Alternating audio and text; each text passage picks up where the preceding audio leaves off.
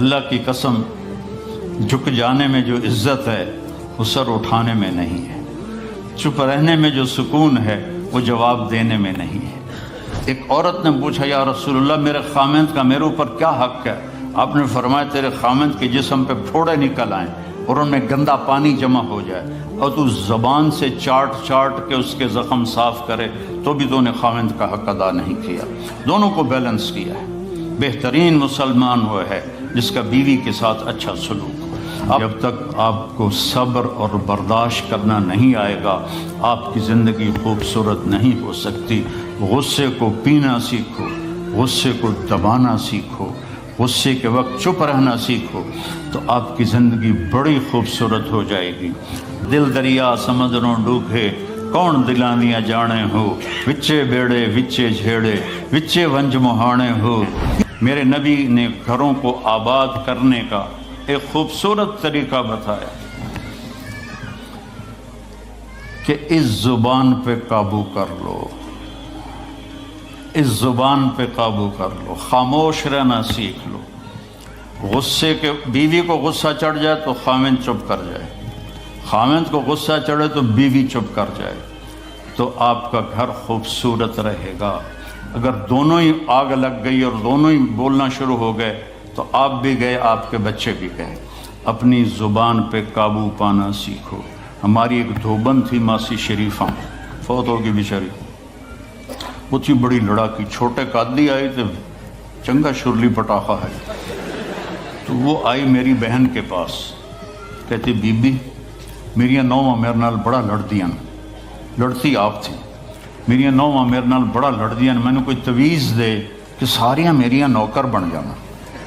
اب میری بہن کو تو پتہ تھا کہ ماشاءاللہ آپ سوا سیر ہے، تو میری بہن تویز گنڈے کا ہمارے ملک میں بڑا رواج ہے، تو ایسے الٹی سیدھے لکیریں لگا کے نا تو رول کر کے چھوٹا سا بنا کے نا کہا کہ ماسی جب تیری لڑائی ہونے لگے تو یہ تعویذ تم نے یہاں رکھ لینا اور چک مار لینا ایسے، اور اس کو گرنے نہیں دینا، گر گیا تو وہ تیری خیر کوئی نہیں۔ اور اس نے کیا کیا، اس کو چپ کروانے کا طریقہ، تو تعویذ کی تو بڑی اہمیت ہوتی ہے۔ تو ایک ہفتے کے بعد آ گئی، بی بی تو بڑا چنگا تویز دیتا، ساری لڑائی ختم ہو گئی کیونکہ ماسی شریفہ چپ ہو گئی۔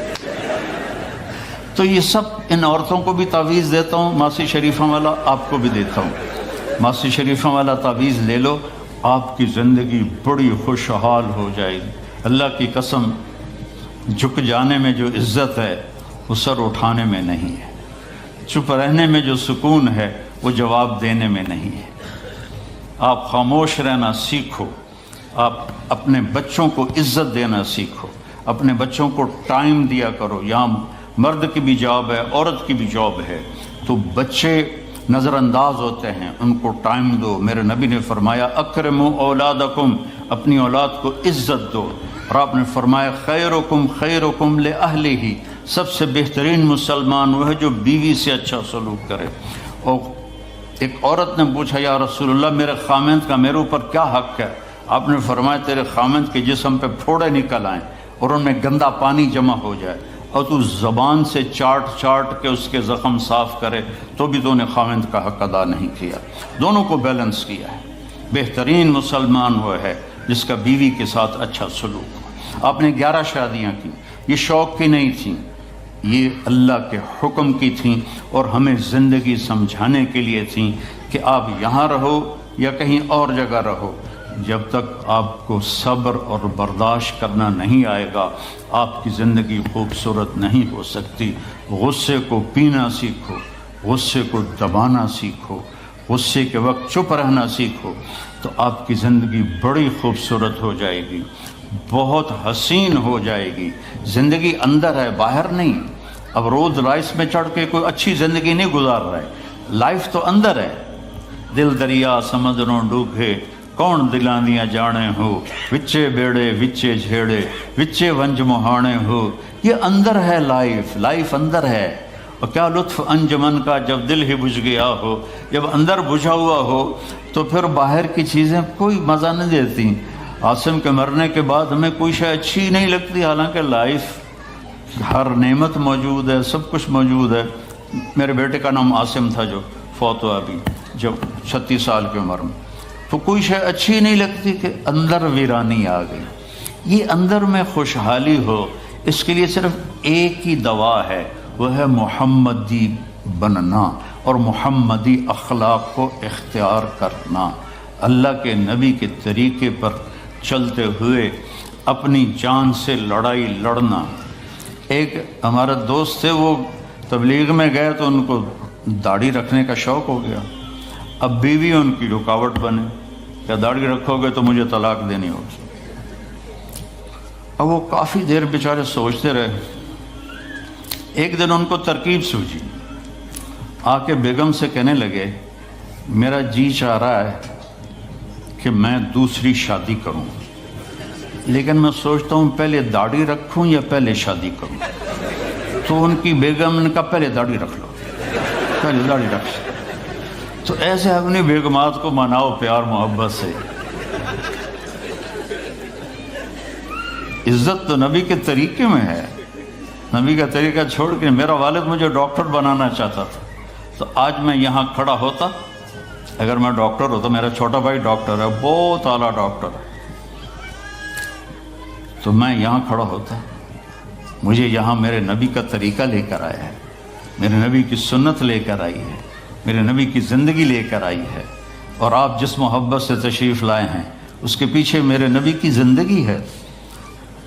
تو اللہ کی قسم عزتوں کا خزانہ ہے میرے نبی کی پاکیزہ زندگی۔ تو آپ نے ہمیں پوری زندگی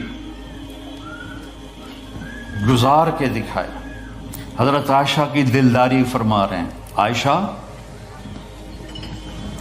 انہو لیہون علی ان اریتک زوجتی فی الجنہ، عائشہ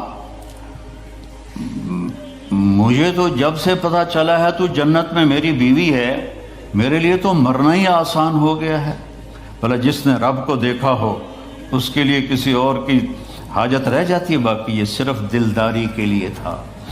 ایک دوسرے کی تعریف کرو، ایک دوسرے کے لیے اظہار محبت کرو۔ آج کا ماحول ایسا ہے، بیگم سے کہو گے آئی لو یو، کی خیرت ہے کی ہے، وہ تم سے کہے گی آئی لو یو تو تم بھی پوچھو گے خیرت ہے، کوئی چکر تو نہیں آ رہے۔ اظہار کرو، اظہار محبت کرو، اس سے آپ کے پاؤنڈنگ ہوگی۔ اولاد کو ماں باپ سمجھتے ہیں بس ہماری اولاد ہے، ہمیں ان سے پیار ہے، ان کو عزت دو، ان سے اظہار محبت کرو۔ ڈاکٹر عبدالحی صاحب ایک بڑے بزرگ گزرے ہیں، وہ اپنے ایک مرید کے ہاں کھانے پہ گئے تو پوچھنے لگے کھانا کس نے بنایا؟ تو مرید نے کہا جی میری بیگم نے بنایا۔ کہا اس کو بلاؤ۔ ان کی بیگم آ گئی تو فرمانے لگے بیٹی آپ کا کھانا کھایا بہت ہی اچھا تھا، بہت مزے کا تھا۔ وہ رونے لگی دھاڑ دھاڑ۔ تو وہ ڈاکٹر صاحب پریشان ہو گئے کہ بیٹی خیریت تو ہے، کیا ہوا؟ تو وہ کہنے لگی حضرت آپ کے مرید کے پاس مجھے 30 برس ہو گئے، 30 سال، کبھی ایک دن اس نے میری کسی چیز کی تعریف نہیں کی۔ تو اظہار کرو، اظہار کرو۔ حضرت فاطمہ وہاں سے دروازے میں داخل ہو رہی ہیں، آپ کمرے میں بیٹھے ہوئے ہیں یا لیٹے ہوئے ہیں یا کرسی پر ہیں یا زمین پر ہے، جو ہی حضرت فاطمہ تھے تو اب ایسے تیزی سے آگے بڑھتے تھے، وہیں نہیں کھڑے رہتے تھے، اور ایسے حضرت فاطمہ کا ہاتھ پکڑ لیتے تھے اور اس کو یہاں بوسہ دیتے تھے، اور کبھی ماتھے کا بوسہ لیتے تھے، پھر ہاتھ پکڑے پکڑے ان کو ایسے لاتے اور چارپائی پہ بٹھاتے، اس کے بعد خود بیٹھتے تھے۔ یہ میرے نبی کی عزت ہے اولاد کے ساتھ۔ یہ عزت دو، وہ تمہارے رہیں گے، تمہارے بن کے چلیں گے۔ ان کو نصیحت کی ضرورت نہیں ہے، ان کو تمہارے پیار کی ضرورت ہے۔ اور جب اللہ کے نبی حضرت فاطمہ کے گھر جاتے تو حضرت فاطمہ یہ کرتی تھی، وہ کھڑی ہو جاتی، آگے بڑھ کر اللہ کے نبی کے ماتھے کا بوسہ لیتی، پھر ان کا ہاتھ پکڑ کے ان کو چارپائی پہ بٹھاتی پھر خود نیچے بیٹھتی تھیں۔ تو اظہار بہت بڑی دوا ہے، بہت بڑی غذا ہے۔ انسان محتاج ہوتا ہے اچھے کیے کہ وہ تعریف چاہتا ہے، خوشامد نہیں ہے، خوشامد حرام ہے، اور تعریف واجب ہے کہ اس کی حوصلہ افزائی کرو۔ تو یہ آپ کے بڑے گھر سے اور بڑی گاڑیوں سے آپ کی زندگی خوبصورت نہیں بنے گی، نبی پاک صلی اللہ علیہ وسلم کی مبارک زندگی کو اپنانے سے آپ کی زندگی خوبصورت بنے گی۔ باقی سب دھوکہ ہے، میرے رب کی قسم، سب فریب ہے۔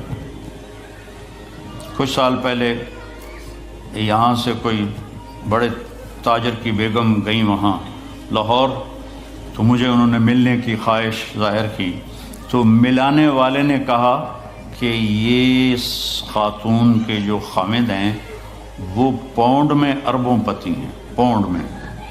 ٹھیک ہے، وہ آ گئی اور آ کے رونا شروع کر دیا کہ لوگ مجھے سمجھتے ہیں میں بڑی خوش قسمت ہوں، بڑی دولت ہے، بڑی گاڑیاں ہیں، لیکن میں سب کو کیا کروں، میرے خامد کا سلوک ہی اچھا نہیں۔ ہر شے اس نے زیرو کر دی کہ سلوک اچھا نہیں۔ اس کے چند دن بعد ایک اور واقعہ پیش آیا۔ ایک نوجوان میرے پاس آیا کہ حضرت اللہ نے دنیا کی ہر دولت دی ہے، ہر شے دی ہے، لیکن میری بیوی کی زبان 30 فٹ لمبی، میں کہ 29.5 فٹ کٹ دے باقی ران دے، کہ اس کی زبان بڑی لمبی ہے، میں تنگ، اگر بچے نہ ہوتے تو میں اس کو طلاق دے دیتا۔ تو بھائی بہنوں، بچوں بچیوں، اگر زندگی کو خوبصورت بنانا ہے تو نبی کا طریقہ ہے، اللہ کی قسم اس کے سوا کوئی طریقہ نہیں۔